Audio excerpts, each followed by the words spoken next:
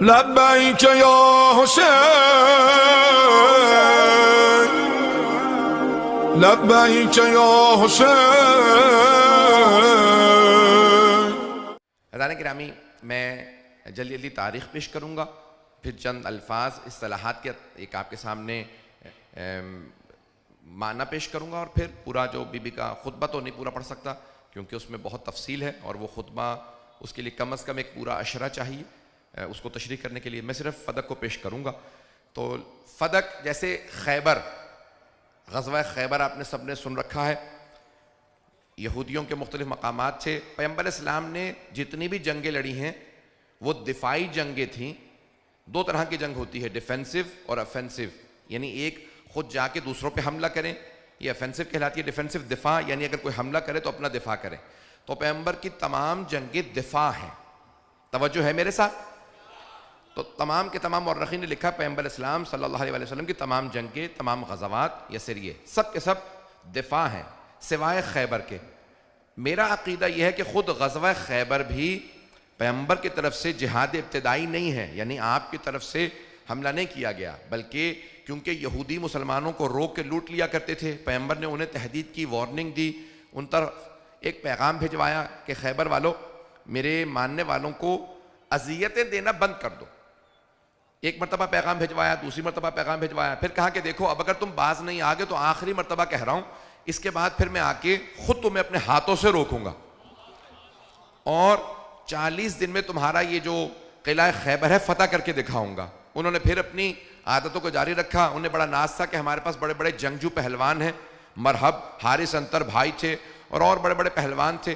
تو پیغمبر اسلام نے وعدہ کیا، آپ کے ذہنوں میں واقع میں کیونکہ خیبر نہیں پیش کر سکتا، خیبر کا سنا کہ رسول اسلام نے خیبر فتح کر لیا، واپس مدینے آ رہے تھے، راستے میں فدق تھا، اور فدق کے مقام پہ جب پیغمبر اسلام پہنچے تو وہاں کے یہودیوں نے کہا کہ ہم جنگ نہیں کریں گے، اے محمد ہم آپ سے جنگ نہیں کریں گے، یہ جو باغ فدق ہے یہ ہم ویسے ہی آپ کو جزیے میں دیتے ہیں، ہم جنگ نہیں کریں گے کیونکہ ہمیں سننے میں آیا ہے آپ کے ساتھ کوئی حیدر کرار ہے۔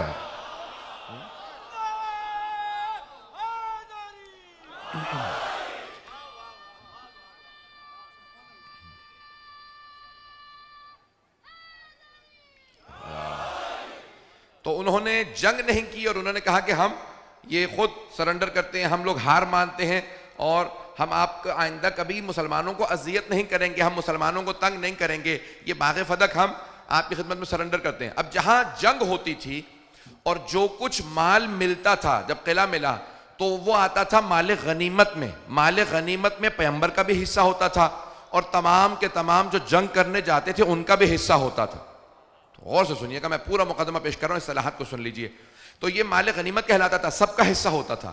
اس میں رسول اسلام جب تقسیم کرتے تھے، جو بھی کچھ جزیہ ملتا تھا یا جب بھی آپ کو مال غنیمت ملتا تو آپ تقسیم جب کرتے تو فاتح کا حصہ زیادہ ہوتا تھا، کہ بھئی اس نے جنگ لڑی تھی، یہ سالار تھا، یہ فاتح تھا، یہ اس کا حصہ زیادہ۔